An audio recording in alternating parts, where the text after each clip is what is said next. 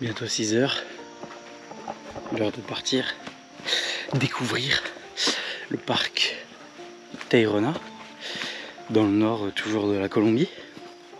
On ne voit pas beaucoup parce qu'il fait pas encore très jour, mais moi j'ai suffisamment de luminosité pour avancer. J'ai dormi dans la jungle. En gros, j'étais donc, on a fait les 3 jours de désert à la Guajira, là, dans le nord-nord, avec tout ce qui s'ensuit.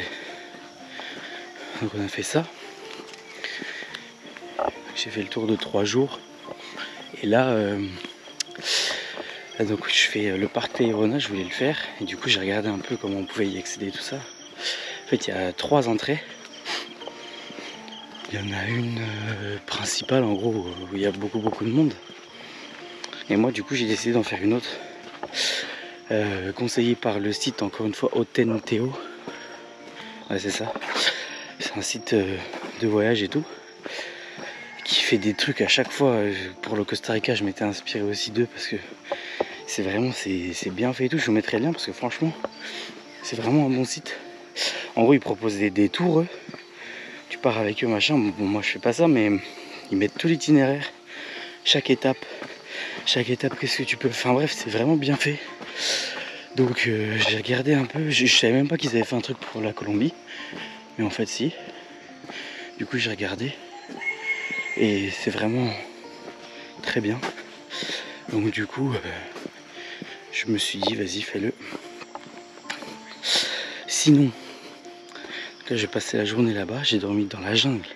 Hier, je suis arrivé à Calabazo. C'est vraiment un petit village. Genre, le chauffeur depuis Riohacha, qui était la ville où j'étais avant, il savait même pas où c'était exactement. Donc, je suis arrivé. Il n'y a pas vraiment d'hôtel, machin. Enfin, j'ai vu une pancarte d'un hôtel, mais bon, hôtel en général, c'est trop cher. Du coup, le chauffeur m'arrête, puis je vois un gars, puis je lui dis, ben, c'est où que je peux trouver un hostel, est-ce qu'il y en a ici, etc. Il me dit, ah, attends, je vais appeler ma belle-sœur. Il appelle sa belle-sœur, et du coup, il me dit, bah, viens avec moi. Donc, j'ai été sur sa moto et tout, avec toutes mes affaires. On est parti vraiment dans la brousse, dans la jungle et tout, on traversait un petit ruisseau, machin et tout. Et en fait, sa belle-sœur, elle tient un truc de tour touristique, de guide machin, qui fait des treks. Et ils sont en développement, en fait, ils ont une mini auberge, quoi. Et du coup, j'ai dormi là-bas, dans la jungle et tout. Alors, j'ai pas filmé parce que c'était la nuit. Mais quand je reviens tout à l'heure pour récupérer mes affaires, je vous montrerai. C'est vraiment dans la jungle et tout, c'est trop bien. On m'a fait à manger le soir et tout, c'était super bon. Donc voilà. Et là, Tayrona. Je peux vous dire que ça monte. Et je suis maintenant, on les voit pas. Je vais mettre le flash. Voilà mes nouvelles chaussures. Des fausses New Balance à 25 €. Parce que les miennes étaient mortes. Et je voulais les garder encore un peu, mais je les ai perdues dans l'auberge, inexplicable. Je sais pas où elles sont passées. Et du coup, j'ai racheté en urgence un peu avant le tour dans le désert. J'ai racheté des New Balance à 25 €. 25 € quand même. Mais bon, elles ont l'air à peu près quali. On verra bien combien de temps elles durent. Et ça monte très fort.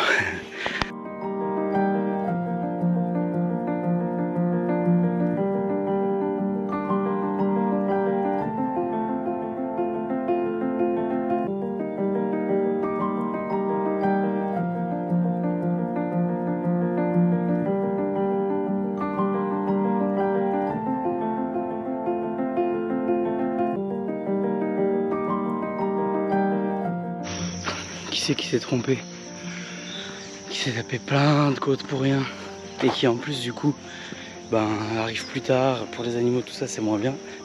Et bah c'est moi.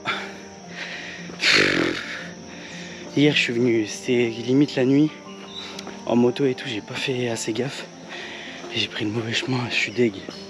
Je me suis levé à 5h 20 exprès et au final je vais pas être au parc avant 7h. Je suis dégoûté. Vraiment, je suis dégoûté.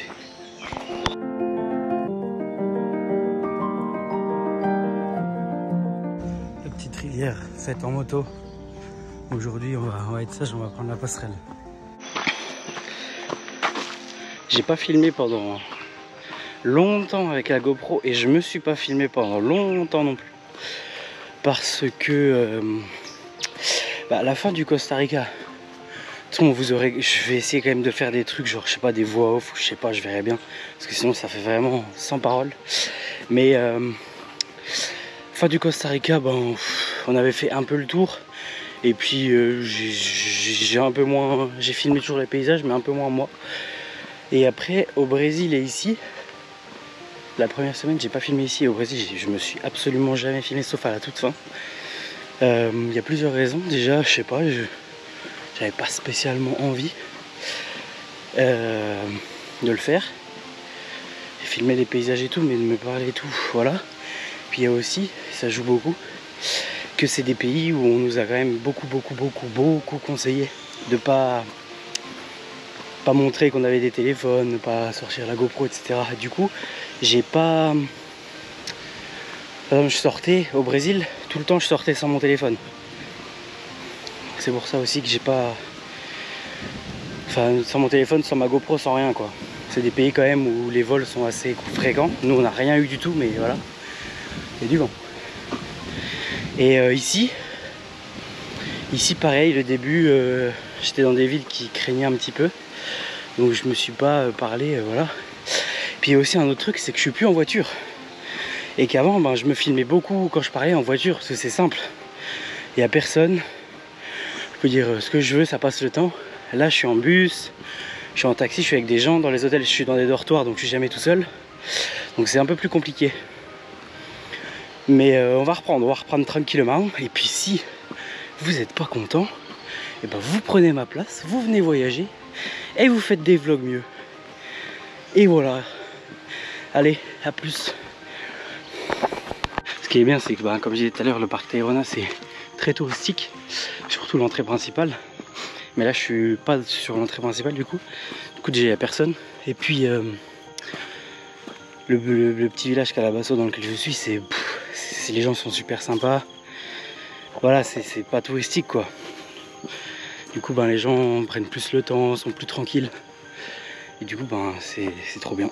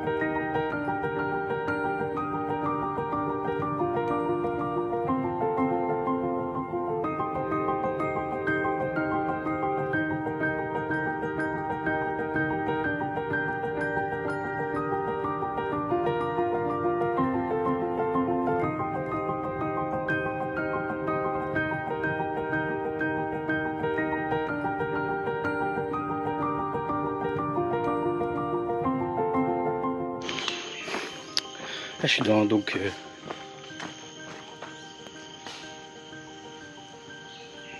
je suis dans le nord du pays. Il y a beaucoup de communautés indigènes, que ce soit dans le désert que j'ai fait hier et tout. Et là aussi dans le parc Tayrona, en fait, il y a plein de petits, c'est pas des villages, c'est des, genre il y a 5 maisons et tout avec des populations indigènes.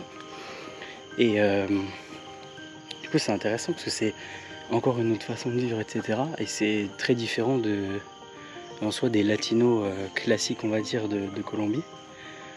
Et du coup, ils vivent vraiment dans le parc, dans des petites cabanes. Enfin, c'est comme j'ai filmé juste avant. Là, je m'arrête parce que il y a des trucs qui tombent des arbres et je me demande s'il n'y a pas des singes ou des trucs comme ça.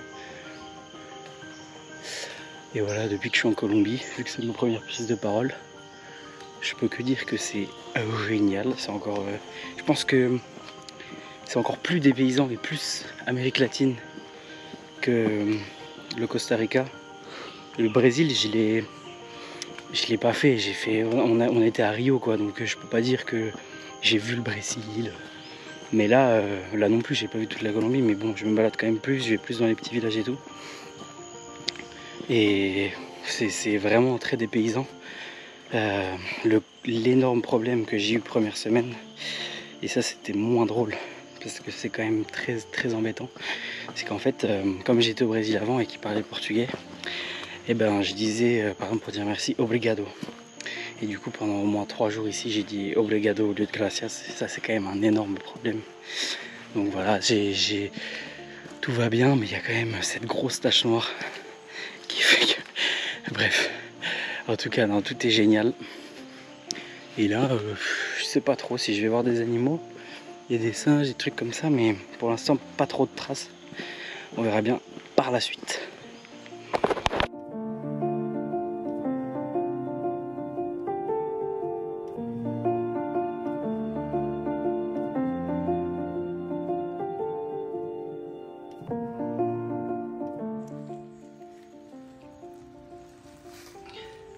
Je sais pas si c'est ce que je pense.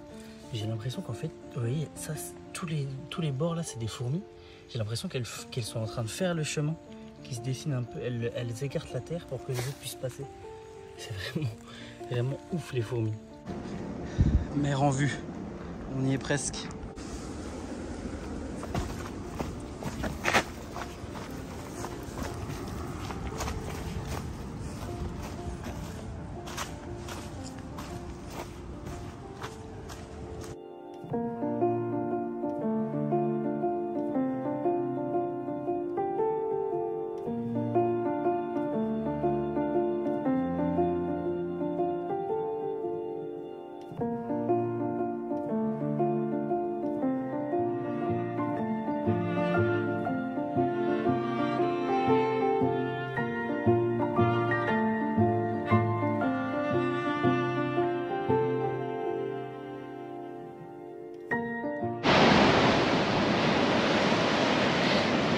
Le copain, vous savez pas vous tout ce que je fais pour que vous puissiez voir. Là je suis monté dans des trucs. Voilà le chemin. Et je vais essayer d'aller un peu là-bas, voir ce que ça donne en passant par là. Pas ouf ça, avec les mouettes qui s'envolent mon gros.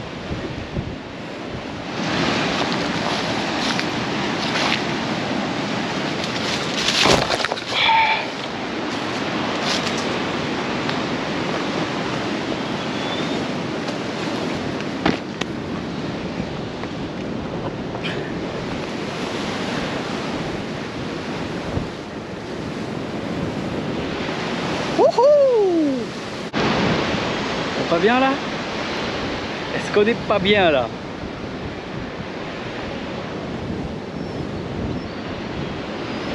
Avec mes amis les oiseaux, les rochers, la montagne, la mer, les pélicans.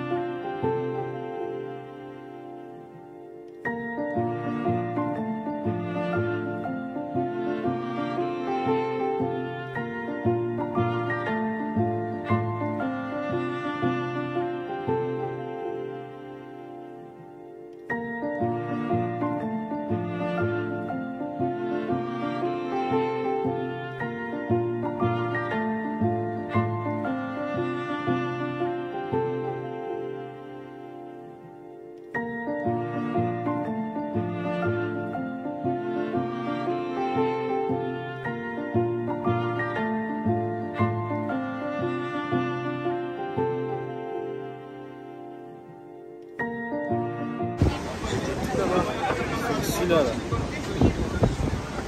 Il y a beaucoup de gens.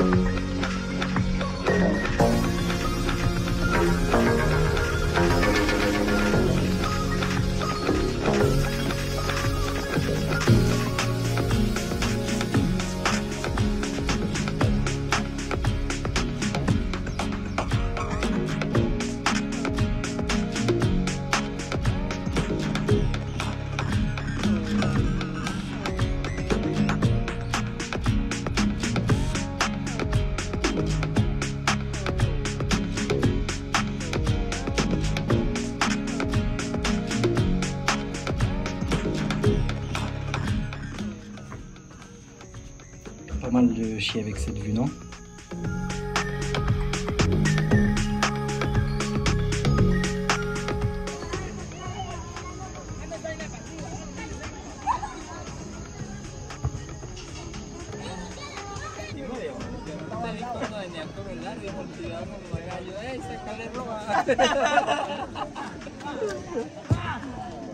Me agarró ya casi llegando.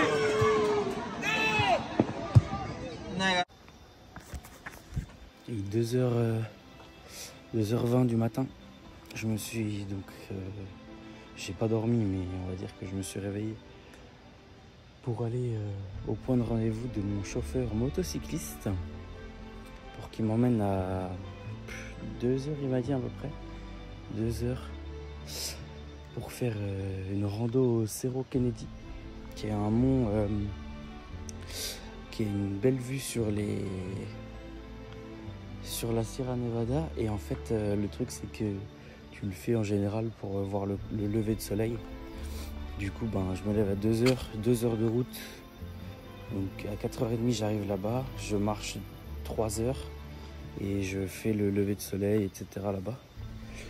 Du coup j'attends le gars. Ça va être dur parce que j'ai beaucoup marché avant-hier. Hier j'ai marché quand même un peu. Et j'ai pas dormi hier. Je sens que je suis pas au top de ma forme. Et bon, je vais le faire. Ça va être cool. Et voilà. Donc là j'attends le gars. Et je crois qu'il vient d'arriver. A plus les gars.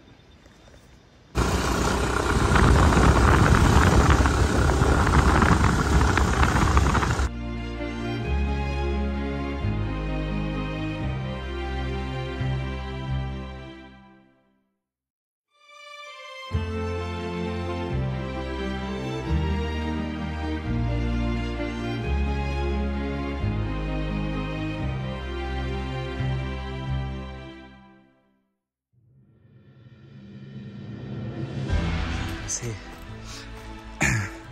1h30 sur la moto avec mon gros sac qui fait quoi, 6 kilos je pense, à faire une séance d'abdos en permanence parce que j'avais le sac qui me tirait vers l'arrière et dès qu'il accélère, bref, c'était hyper physique. Et la route à la fin pendant 1 heure, mais vous imaginez même pas comment c'était. Genre j'ai filmé un peu au début, après j'ai arrêté, mais au début c'était rien. Il y a des moments où je devais descendre, bah j'ai filmé même. Et là je commence. Le motard il a voulu venir avec moi. Et il s'est arrêté. Donc là je suis tout seul. Ça monte de malade. Mais c'est magnifique. Le ciel avec les étoiles, c'est magnifique. Et genre là, j'ai 40 minutes de marche pour arriver au début de la rando. C'est une rando dans la rando. Et après, j'ai 3 heures ou 2 heures de marche pour arriver au sommet.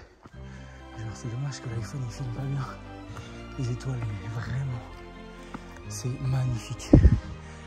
On voit rien. J'ai pris des photos, on voit un petit peu, mais ça rend pas du tout comme en vrai. Mais c'est ouf, vraiment c'est ouf. On voit tout. On voit Santa Marta aussi, la ville, là, des moments, sur la gauche. C'est une grande ville, c'est beau aussi. Bref, ça s'annonce prometteur. Et surtout, vu qu'il n'y a pas de nuages, vu que je vois toutes les étoiles, c'est de bon augure pour le lever de soleil et la vue qu'on aura en haut du Gond. En espérant que ça dure comme ça. Et à plus, j'aspire. Putain, c'est tellement dommage que je puisse pas vous filmer les étoiles. Là c'est tout noir pour vous, mais alors je peux vous dire que c'est vraiment exceptionnel pour moi. C'est magnifique. Il n'y a pas un nuage. On voit tout.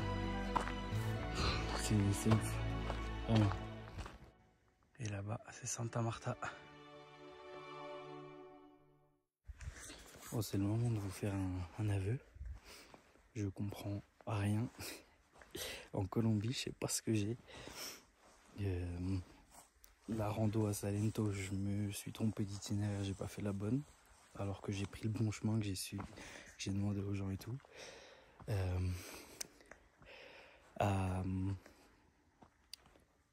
Quand j'ai visité le café, pareil, j'ai rien compris. Enfin si, en vrai j'ai compris quasiment tout, mais on nous avait dit de ramasser les grains rouges, j'avais compris que c'était les grains jaunes. Deuxième truc que j'ai pas compris. Et là, Cerro Kennedy, pour moi c'était dans la forêt, dans la montagne et tout. Et je savais qu'il y avait une base militaire, mais je pensais qu'on l'a passé juste. Et en fait, c'est l'endroit où tu peux pas aller plus loin. Du coup, ben, il y a on a fait qu'une heure de marche. Je pensais qu'il y en avait 3. Bon, c'était dur, mais je pensais qu'il y en avait 3. Et là, du coup, ben, il est 4h30, je crois. 4h, ouais, après, pas loin de 5h. Et on attend qu'il fasse jour, du coup, parce qu'on est parti trop tôt, je comprends. Il m'avait dit 3h, enfin je sais pas, soit c'est moi, soit... En tout cas, je comprends pas tout.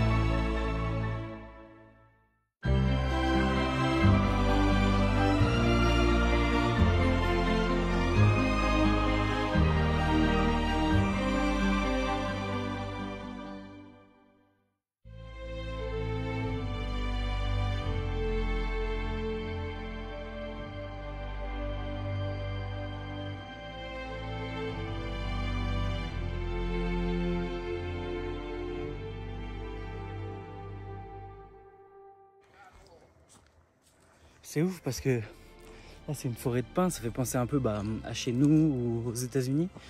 Et d'un côté ou de l'autre, tu peux avoir des énormes palmiers qui te font vraiment penser à la Colombie et tout. Enfin, c'est vraiment magnifique. C'est magnifique.